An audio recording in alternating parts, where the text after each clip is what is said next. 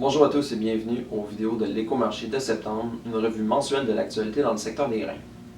Un rapport de l'OSDA sur l'offre et la demande comportait une surprise de taille.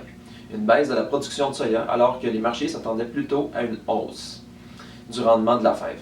Le rapport a donc été haussier pour le maïs et le soya. La pérennité de l'accord entre la Russie et l'Ukraine est incertaine.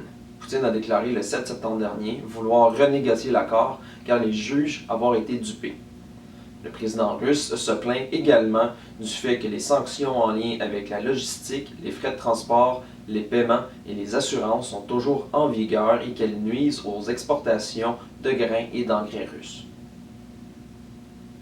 Les importations chinoises de soya ont totalisé 61,3 millions de tonnes de janvier à août, soit une hausse de 8,6% par rapport à la même période en 2021. Or, l'OSDA anticipe plutôt une augmentation des importations chinoises.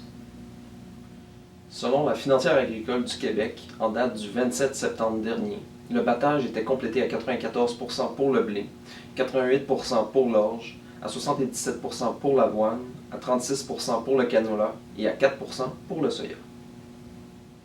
La base du maïs pour livraison immédiate s'est abaissée pour se situer près de la valeur de la nouvelle récolte, tandis que celle pour la livraison à la récolte s'est repliée de 29 cents US le boisseau.